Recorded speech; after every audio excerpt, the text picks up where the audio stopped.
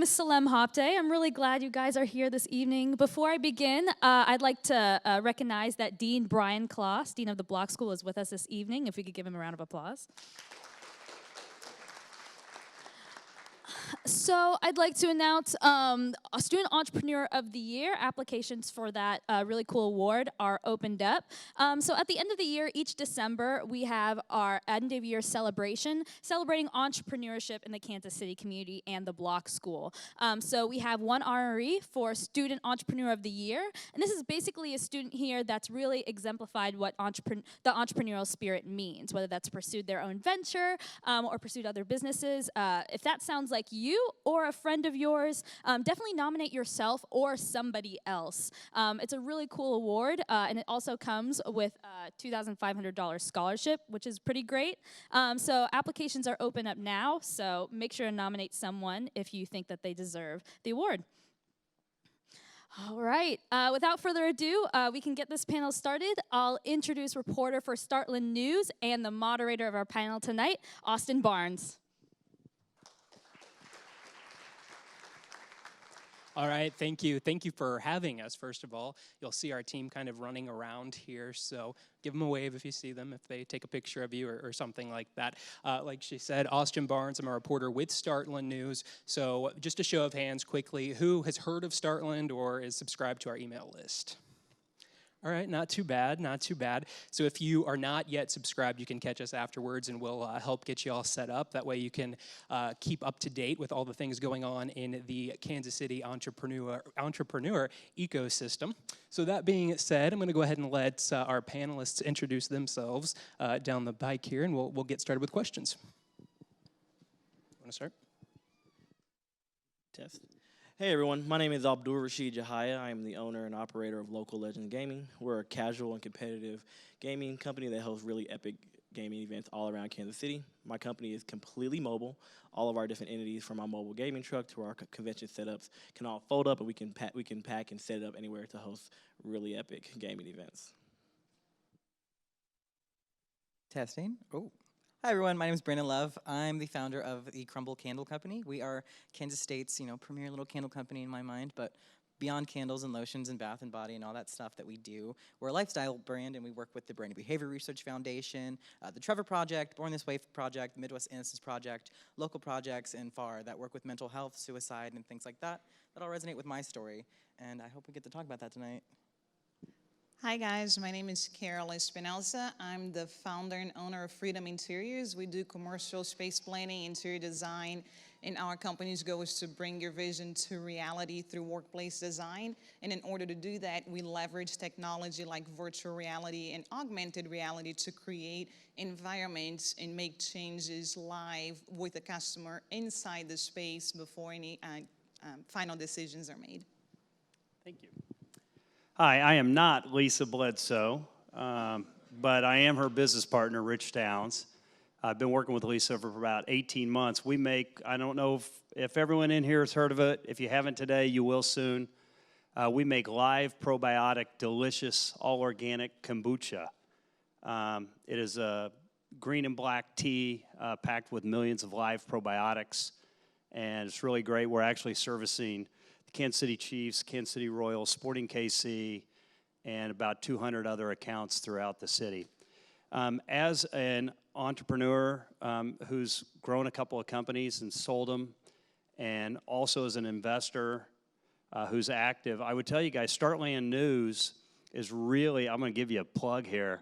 I catch Startland News all the time. It is a great read, because if you're not in the entrepreneurial ecosystem in Kansas City, if you get plugged in, and the school is a great tool, I know, Startland News is a great tool, it is fascinating to see what's going on in the Kansas City entrepreneurial community. And the more you get plugged into it, the more I think you'll just naturally start to build great connections, great relationships, and find all your future opportunities for those of you who are looking to get in with a company or be an entrepreneur yourself. So highly recommend it.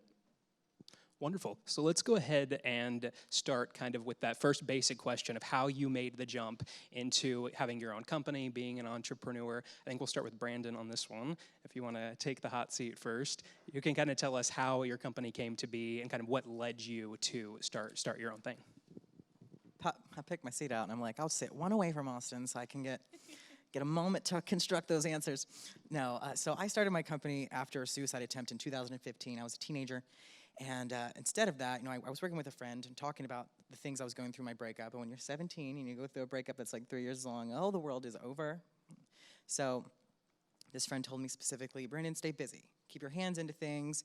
Get active. Just go do things. And I was like, well, I hate people, and I don't want to have to go hang out with them, and I don't want to do all that. So instead, I was working with the obsessions that I was just naturally born with. Which was marketing. I loved marketing. I loved commerce and working with people and seeing people buy things and making that experience for them. I was also broke. So I had $50 in my name. I just quit on doing graphic design, very amateur graphic design, but we all start somewhere. And I decided to go downstairs and I was like, hey, Ma, you got $50 to throw at me?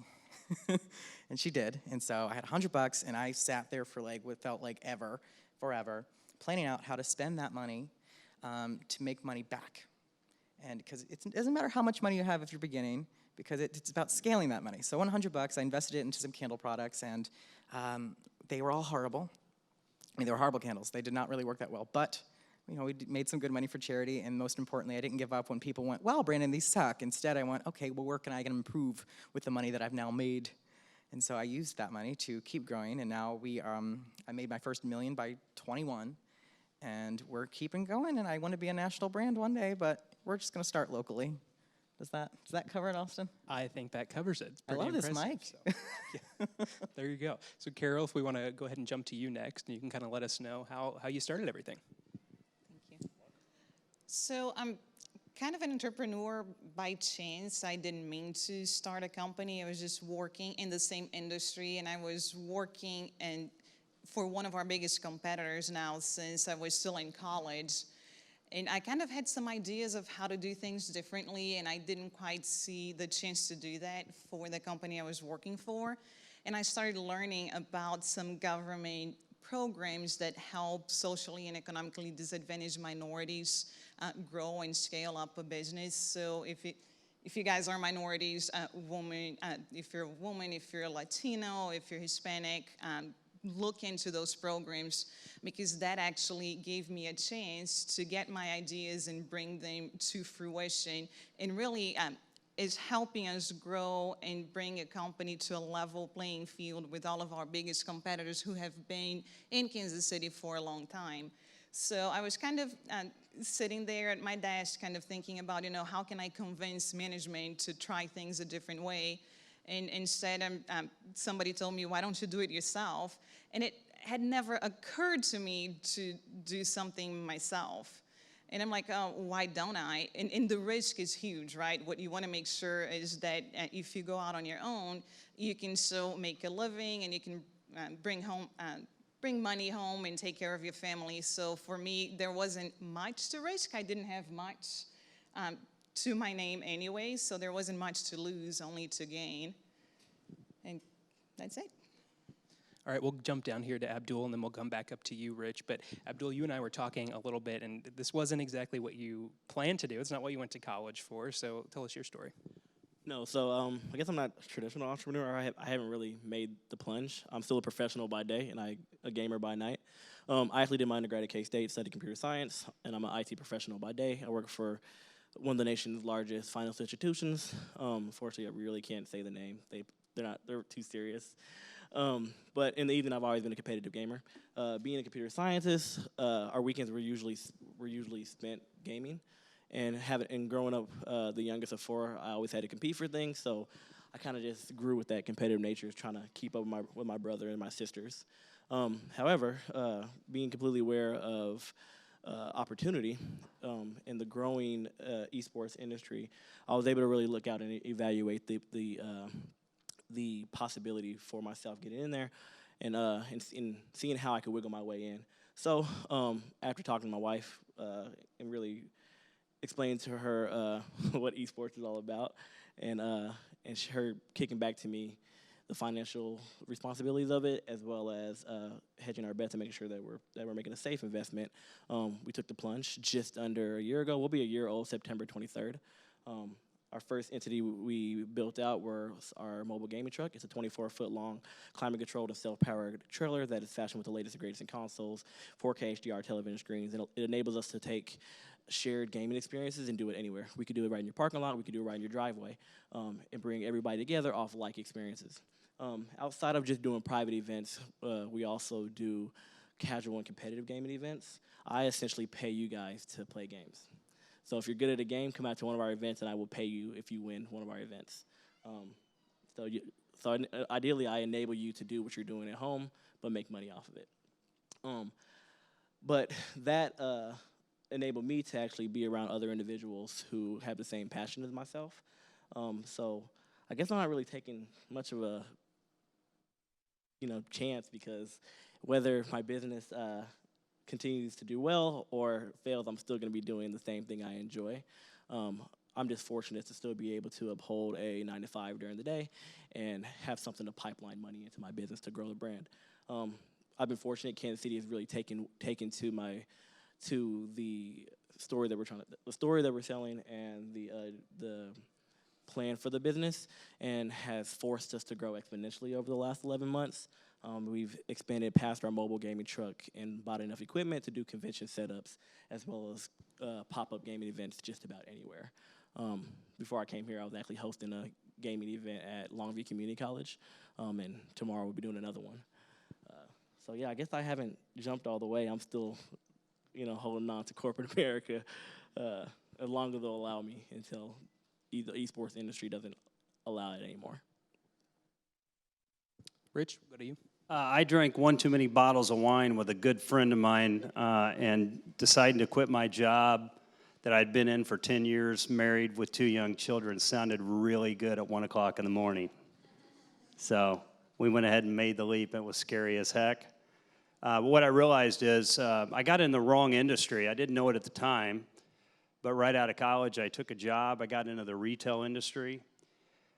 We worked nights, weekends, holidays, moved 13 times in 10 years, and actually ended up having a little bit of success and making a pretty decent living, but I realized that just wasn't what I wanted to do the rest of my life. It wasn't the work style. I realized earning opportunities were somewhat capped. And the first job I took out of college, it was with Walmart. And about 3 years in, I realized, holy cow, it's going to take me a long time to become the CEO of Walmart. There's a whole lot of people ahead of me. So then I decided to move to a smaller retailer, and then a smaller retailer, and I learned through all of those, the hours become longer. The hill, becomes more treacherous to climb, and so that was really it. I guess the big catalyst was we were going to go, we took a small company. We started with 2 stores. We built it to a $100 million company, and I had stock options pre-IPO, so at the ripe age of 31, I thought I was going to be a millionaire, and then 9/11 happened, and then the dot-com bubble burst, and most of you weren't alive, and the economy just absolutely collapsed. And any company at that time that had plans to grow or to go public, everything was pretty much thrown in the tank at that time. So with that, I said, okay, let's go for it. And so quit my job, moved from Phoenix back to Kansas City, where I was from, and we started a company with one of my lifelong best friends. So. Wonderful. So as you can see, these guys, we have kind of a cross-section of different things that led them to starting their own businesses and their companies. But once you make that decision and you make that leap, there are things that happen. Obviously, Rich, you point out some of them right there. So we have barriers to entry that come up as we start getting these businesses going. So who up here wants to jump in and maybe share something that they have had to overcome to get their business to where it is now, or kind of give us like a life lesson or example that you've had to deal with or overcome in business?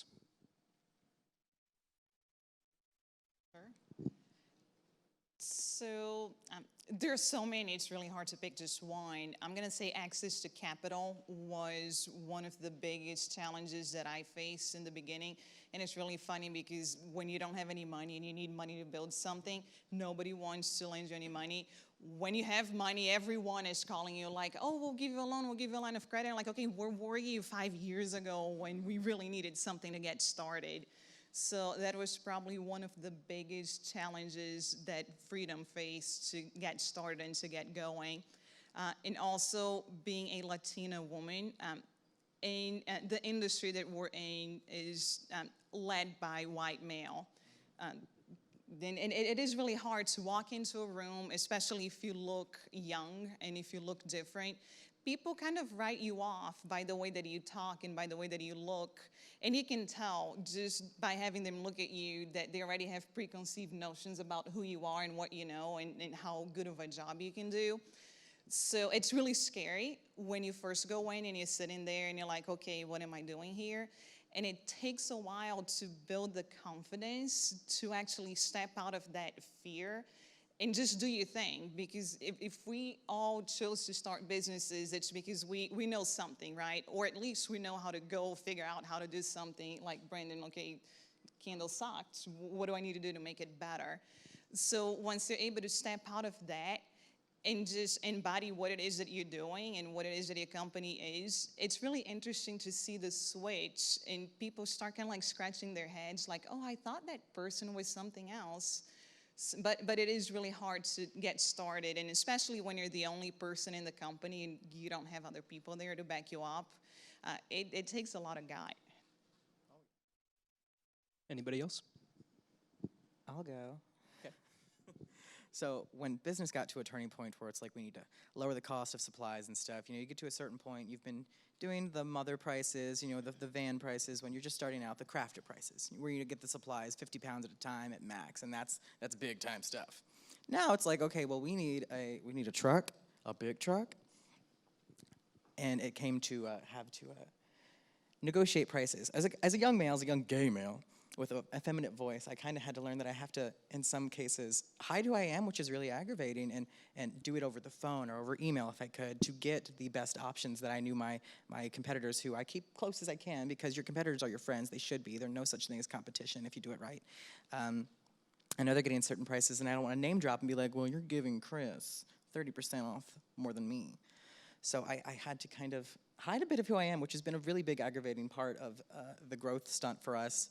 But I'm learning how to do it, and I'm finding suppliers that care, the suppliers that are not judgmental and kind of preconceived notions that, oh, he's this kid, he's this 22-year-old, we can screw him over, he's going to give us money left and right. I kind of have to go, no, actually, I'm not going to bend over for this. And I don't say that often. So, back to you. We also have stand-up comedy here tonight, in case you missed that. So once you get these businesses, Abdul, did you want to chime in on that? Yeah, sure. Okay, go for it. Okay, so my entire business is televisions and game consoles, and my biggest hurdle is we're not a third world country. So if you have, can we be interactive? You guys Go cool for with it. that? All right. So if you own a flat screen TV, raise your right hand. If you keep it up, guys. If you own a game console, raise your left hand. Now, everyone look around real quick. I have to convince all these people to come and play with my game console and my HDTV. So essentially, what I'm selling you guys is a shared experience. High-speed internet is a gift and a curse. It's great because we can connect anywhere across the world at any given time from the little computer in our pocket. However, it's a curse because it separates all of us. There's some people in here who are on laptops that aren't even mentally in this room anymore. There's some folks who are on their phones who aren't even in this room anymore. I have to convince you to come in the same space and interact with one another. A lot of you guys may not know each other. You definitely don't know me. So I'm just this short, really handsome black guy from Kansas City and saying, hey guys, come play video games with me. If you're willing to come play video games with me tonight, raise your hand. Now look around. See? That's like 15%, right? So, and as well as Xbox, PlayStation, Nintendo Switches are $300 to $550. I need at least 12 of them. So I have to put up that much money and then hope that you guys will come and play video games with me enough, pay admission for me to break even, at least even. That's my biggest hurdle. So my biggest thing, I'll let you know, I'm going to sell you guys an exceptional gaming experience. I'm going to get you out of your house around other people who have like interests and have a darn good time.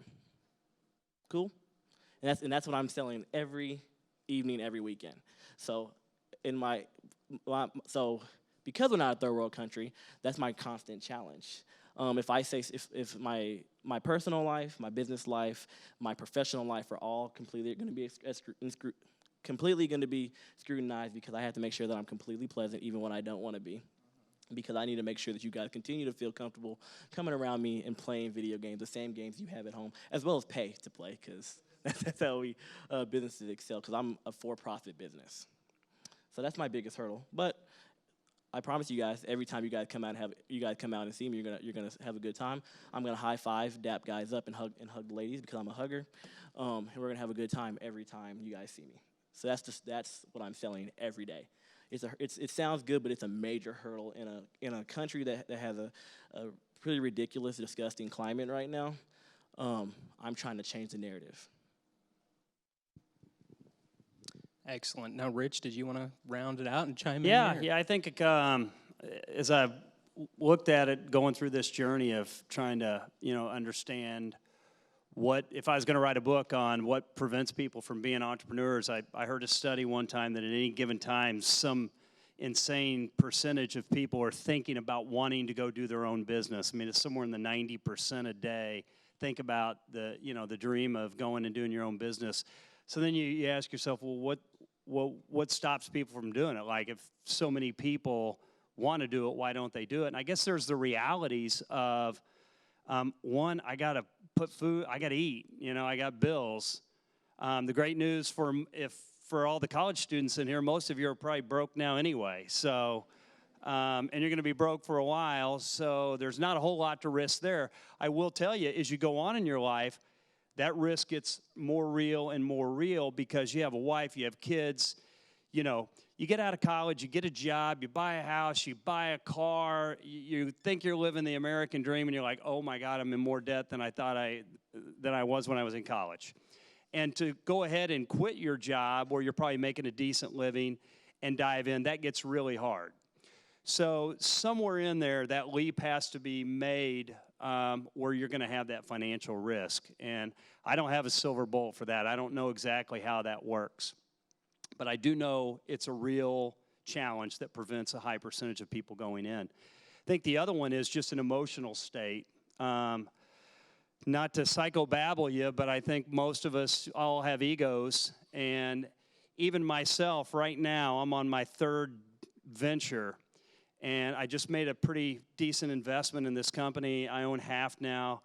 And man, I was scratching my head going, oh gosh, am I doing the right thing? Do we have a business here? Is this thing going to fall apart? And you just, like, when you're going through entrepreneurship, and I think most entrepreneurs will tell you this, keeping a strong frame of mind and a powerful mind and a positive mind and continuing to feed that. For those of you that are fitness freaks, you realize you put good stuff in your body, you work out, your body responds. Well, when you're an entrepreneur, man, you got to be working your mind out, and you got to really stay positive, because you'll lose confidence, you'll second guess yourself, and all the time that you spend doing that, you're preventing yourself from really excelling, because you're just wasting good, valuable brain power. So I think that's another challenge that entrepreneurs really face. How do you solve both of those to a degree? Mine has always been finding the best partner in the world. So, you have that one person who can pick you up day in and day out, and you can pick them up, and the synergy of 1 + 1 = 11, gets really powerful. But there's a lot of bad partners out there too. So it doesn't necessarily need to be a business partner. You want to surround yourself with as many people who can pick you up as you possibly can. And that frame of mind is actually true. It took Freedom 2 years to get our first order.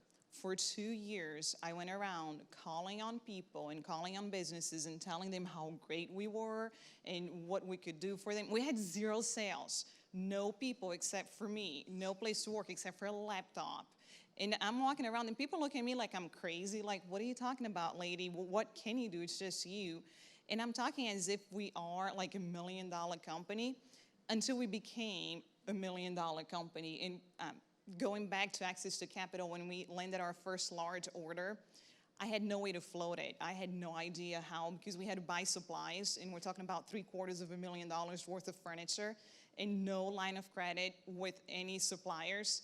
I had a few sleepless nights trying to figure out how am I going to make it happen. But you need to know that you will make it happen. That until you make it happen, it's not over, and you need to try every resource that you have. You need to talk to everyone that you know. And there was one day that I called 81 people. And I heard, not 81 no's because some people don't pick up the phone, but that entire day it was no all day long.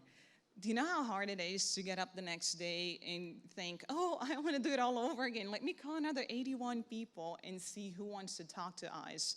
And it really, and us being just me. So you kind of, that's another way to trick yourself. I always refer to the company as us and we. And people would say, oh, cool, how many people are you guys? Me.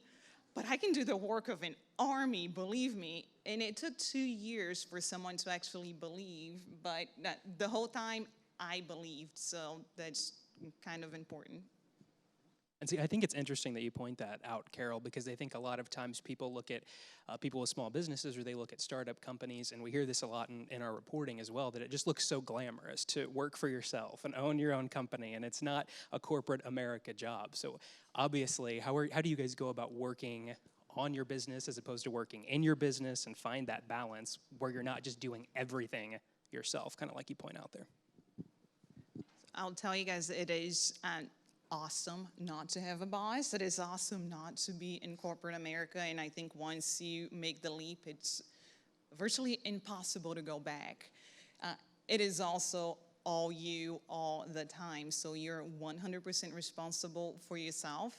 And when you start hiring people, you are responsible for your employees and for their families as well. So the weight of that responsibility really keeps you up at night. So the larger you get, the more people you add, the more responsibility you have. So sometimes I daydream, if I had a 9-to-5 job, I could just disconnect at 5 o'clock and go home and go do something else. If you own your business, and you guys tell me if you don't agree with that, but it's on 24/7. There's no weekends, there are no holidays. You're thinking about it, and you're thinking about the next thing and how you're going to get the next project and how are you going to work with your employees all the time. And it does take a toll. And I'm going to let somebody else talk. Yeah, I would echo that completely, which is when you own your own business, you dream about it at night, you wake up in the morning, you're really in survival mode. And the cool thing about survival mode, though, is it brings out literally the best in you, and you are capable of so much more. And we see that through different athletics and these people that do triathlons and all this, crazy stuff. But it's the same thing really with your mind as with your body. And when you own it, you got bills to pay and the pressure's on. As long as you can stay healthy, you will become your very best. And it's pretty cool what you're capable of accomplishing. But you do. It's 24/7 for sure. But it's awesome. All right, Brandon, Abdul, anything on that front for you guys? Well, for me, it's definitely about building a company now that I'm in it, and I've suffered that first year of, oh God, this company owns me, to making sure that I'm building a culture and a company and a following that is fostering my mental health. Because, half the team is always going to be you. Half the team is always going to be how you're handling things. And I know we have a question about company culture coming up, so sorry for skipping to that, but it's definitely involved. You have to build a community even just at your workforce. But even in your customer base, that can carry you forward and motivate you. In your customer base, when that can be financially driven if it needs to, because not every customer base is kind and happy. But, yeah. Abdul? I care about my business more than I care about my corporate career. I work in IT, so I'm always gonna have a job. If one company lets me go, there's a job next door. All of these devices you have on on your desk are gonna break down, and I'm the person who can fix them.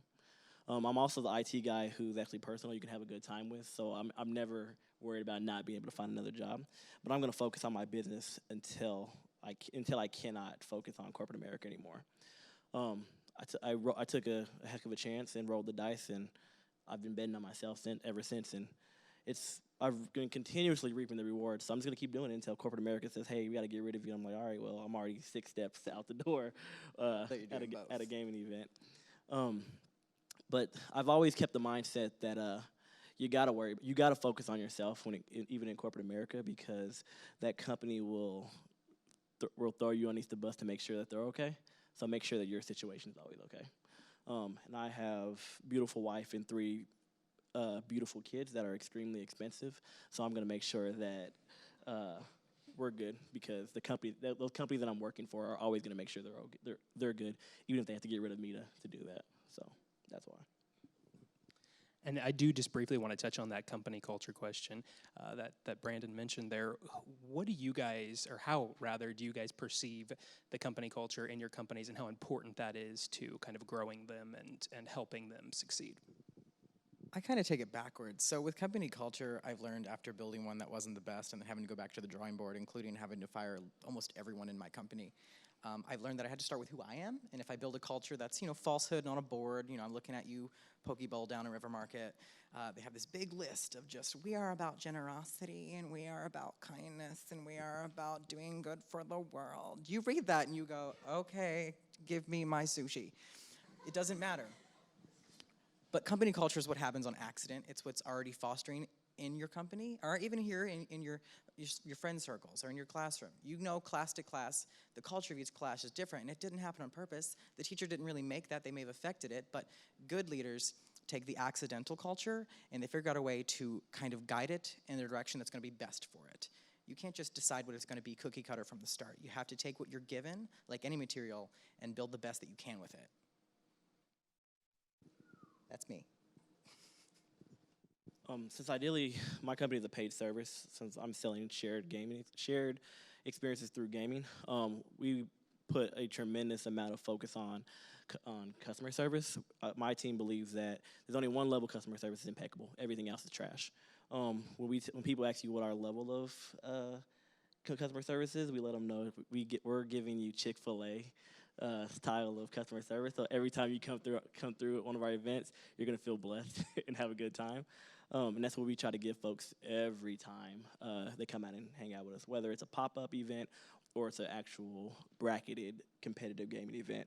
We make sure even people who lose a match have a Now 10 people, almost 11, and we have a 7,000 square foot facility that's state of the art with the greatest technology and the greatest furnishings that you can have. If you want to have something that works for itself without you being the linchpin in it, you need to have a very strong mindset and a very strong culture. And that's something that I learned. So as you grow, you need to rely on resources that you have. So I was fortunate enough to be a part of a Stanford University program that's called Latino Entrepreneurship Initiative Education. And the name of the course is Scaling Up Without Screwing Up. I'm not making it up. That's the name of the course coming from Stanford. So part of what I learned there is that creating a very strong culture, even if you already have it and you feel it, but making sure that you can tell your employees what that culture is and that you all feel very connected through that culture, it really helps create an organization that can work for itself and by itself without needing that one person who's doing everything. So we went through the process, and we were 5 core employees at the time. So we actually sat down and thought about, okay, what is the mindset that we need to have to do what we do? What are our core values? What's that road that we're just not gonna travel outside because it's not who we are? And it truly reflected who the 5 of us were at that time. And it also helps educate who we bring into the team as part of freedom, because if you're not willing to be a part of those core values, if you're not willing to have the mindset of solve, communicate, grow, which is what we do, if you don't want to solve, if you don't want to communicate, you just don't belong in our company. So that's been really helpful to create something that if I'm not there, it still operates in the same way. Not just processes are very important, but it's a philosophy. It's how do you make your decisions? What's informing your decisions? And all of a sudden, it's not Carol anymore. This is what freedom does. I think company culture can be a little hard to quantify at times. You hear it's talked a lot about in corporate America as well as entrepreneurship, but sometimes if you took every employee and asked them to write 2 sentences to define what your company's culture is, you're probably going to get a pretty wide variety of answers. And so to me, it really starts in every single company. It really starts with who's the leaders of that company, whether that's the CEO, the executive team, the management team, whatever that is, because the way they behave, what they believe in, what they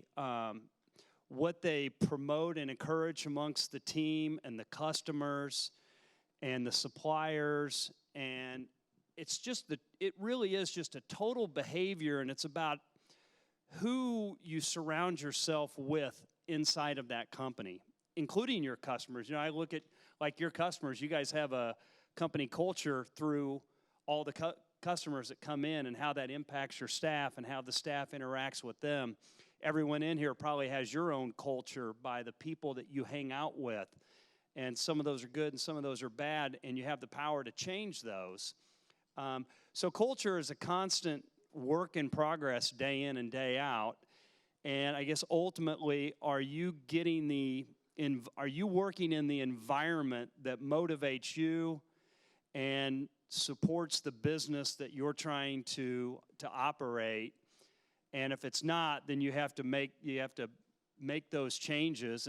But I think it really starts with looking at yourself first. I mean, Disney is a great example.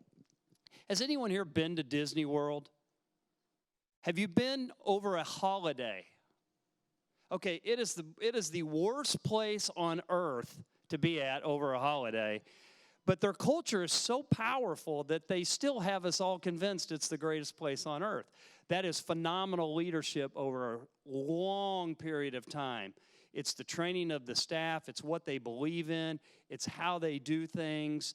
And it's unwavering. And I think, so there you have the Disney culture. And they actually train companies. But boy, that took a lot of hard work to get to that. And it takes a lot of self-discipline as a leader. So I think leadership and culture kind of go hand in hand. All right, I want to thank the 4 of you for all of your insight, for answering those questions so thoughtfully and giving us all kind of a look inside your brains and how your companies are functioning. I think we're going to go ahead and turn it over to some questions from the audience now. So hopefully you guys have been gathering those while we've been chatting up here.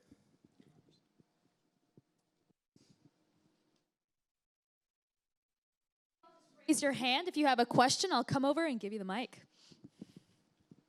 Real high. Awesome.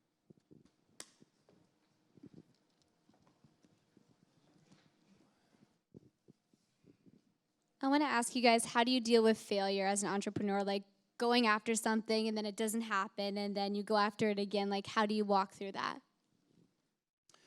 Well, I would like to nominate you for a $25 Starbucks gift card for asking the first question of the night, because that's a little brave.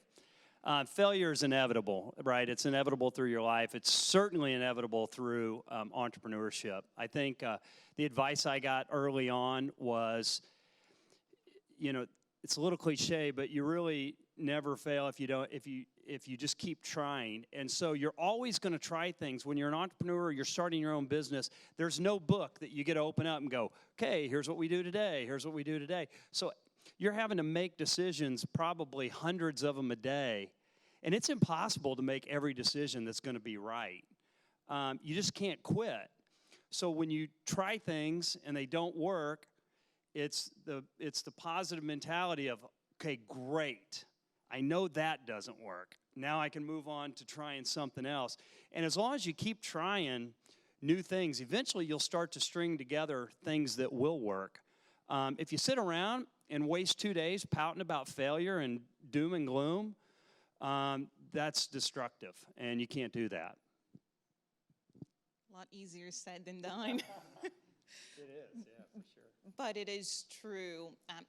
There's something called grit, which is the ability to come back for more after you fail and keep doing it on a consistent basis until it actually, whatever it is that you're trying to do happens.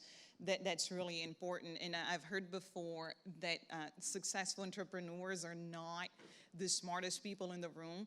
They're just the ones that were stubborn enough to keep going, to keep trying until something happens. You can ask any successful business owner, ask Danny O'Neill from the Roastery. The Roastery was this close to not existing, and he was going to lose his home. And somehow, you just make that decision to believe in what you're doing and keep going. And I think a big part of it is to surround yourself with different resources so you can try different things, because you're not going to know every answer. And to rely on other business owners so you can learn from our mistakes, because we've all made multiple mistakes. And if you can talk through it and learn from something that somebody else already screwed up, so you're going to screw something else up, I think that is really helpful. Actually, one comment too is there's so many great books out there, and they're really inspiring because they take you inside. Like one's called Shoe Dog by Phil Knight. It's the story of the guy that built Nike. And you realize this is a journey. This is no, okay, I'm going to go into this, and then boom, 6 months later, I'm going to sell it. I'm going to be worth $20 million and retire on the beach. This is like a journey that you go down. And so when you read these books, whether it's Musk, who was on the brink of bankruptcy, it sounds like he is again today, but many times. You'll be fine. And you have Bezos. And you know what a lot of people don't know about Bezos was he started Amazon actually right when the internet came out. And I didn't even hear what Amazon was until however many years ago. So, but it takes you through their whole life journey, and you'll see all the funny, goofy things they did and the stupid things they did and how they rebounded from them and kept going. And I just finished the Boston Beer Company. The guy that built that company, they're all pretty paralleled stories, and I think they'll give you a peace of mind and comfort as an entrepreneur to go, okay, this stuff just happens. And sorry, I'd like to nominate the first question asker to a T-Biotic gift certificate. Yes, so yes, for sure. Done. So my favorite thing about failure is that it's like any other skill that we have. It's like, you know, when we're sad and we get our hearts broken, it happens enough times and we build up, not like, oh, well, it's just going to happen. We build up oh, I know how to handle this now. I know where to get the chocolate. I know what books to read, and I know what songs to turn on. And like any other skill that we have, it's a muscle that we have to build over time. So when I was a kid, my dad, who's sitting right next to you, my dad and me started a couple Kickstarters when I was a kid. Kickstarter was fresh. And I had a successful Kickstarter campaign, and it fell flat on its face. 16-year-olds, that stings like a, can I cuss? No, never mind. It stings. But I kept going, and I kept trying other things. We had Etsy shops, flat on their face. And then we had Crumble Co., my big success now, which fell flat on its face a few times. And eventually I just went, you know, I'm going to keep going anyway because I'm in this for reasons beyond just money. I'm in this because I like it. I like interacting with people. I like bringing my creations into the world. I like seeing people's reactions to my stuff. When I put a dick joke on a candle, I want to see someone's reaction to it. So I'm not going to stop. And it's finding that motivation beyond just, well, I want the next thing to succeed. And of course it gets easier, and then it gets easier. And then your stubbornness just gets stronger and stronger. And so if you keep at it, you'll be good. sorry, I'm going to jump in real quick. So there's another mental trick that I use too, which is to think of the worst case scenario. If you fail terribly, what's going to happen? What's going to happen to you in your personal life? What's going to happen to the business? Then if you can figure out how to handle that worst case scenario, chances are that worst case scenario is not going to happen. It hasn't happened so far. Let's knock on wood that it stays this way. But if the worst case scenario happens to me, I'm still highly employable, so I'm going to get a great job somewhere. And if I know that to fall back on, everything else is better than that. So Can I touch on that? yeah. I love can that touch on anything. exercise. Oh, that's some consent right there, girl. It's important. It matters. Consent. So you just knocked me off my game with that one. You started it. I forgot what I was going to say. But it was probably going to be good, and you were going to be like, ooh. And that's all that matters. And when I get back to it, I'll hit you with it. So I've always believed in finding your center. I've been fortunate. My center has always been faith. I've been very fortunate to be able to grow in my faith over the last couple of years, as well as I have a wife that prays for me and followed me in prayer through all of my decisions. So my failures, I really generally take them as lessons and try to continue from there. In the gaming communities, there's really three major sub-communities. There's the fighters, there's the shooters, and then there's the sports games. We've put on plenty of events that no one has showed up to, but perception is reality, so our social media still looks really good. I will take a photo from a strange angle that looks like the room is full and make you guys think that the event was still a success. But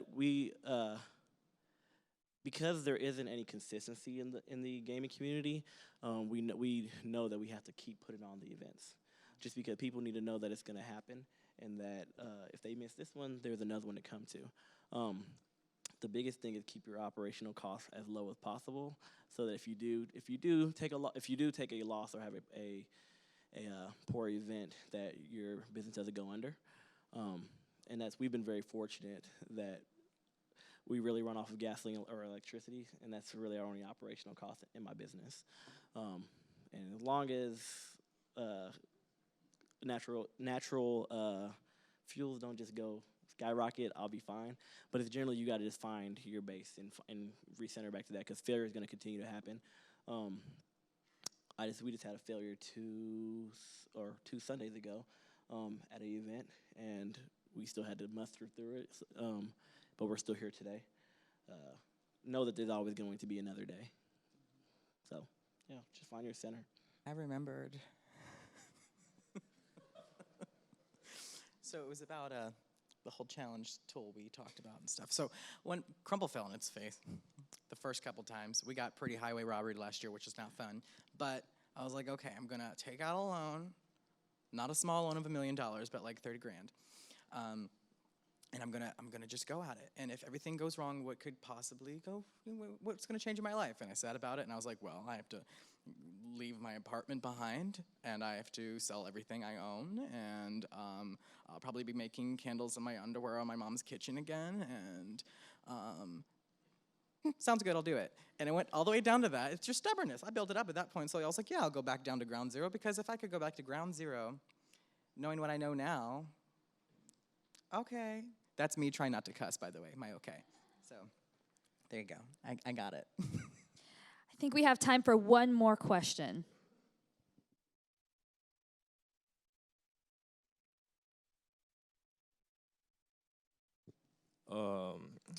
What is one word that you describe yourself as a business owner, and why? Hungry. I wake up before everyone. I go to sleep after everybody. Our goal is to be the most versatile, most innovative gaming company in the Midwest, and we're going to continue to tell people that until you guys start telling us that. So yeah, just stay hungry. It's expensive, but it generally is all worth it. And if you don't do it, someone else will do it. Risk. I think everything I've done so far has just been endless risk and trying to put belief in something that really has no 100%. And so I'm just gambling, being addicted to gambling, though I've never stepped into a casino my whole career. So yeah. I'm gonna say achievement, because every day you're doing something new and achieving something new, and it's really rewarding. I think mine is probably action.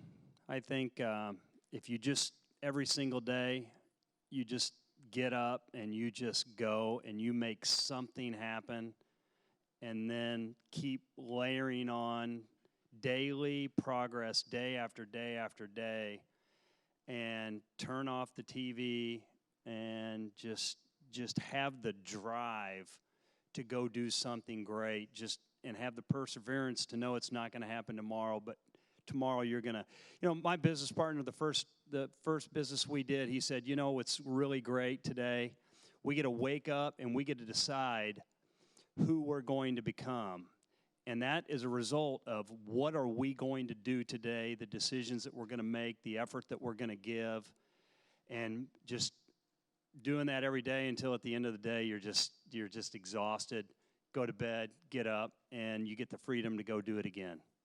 And then maybe 10 years later, you wake up and you say, holy cow, how did we get here?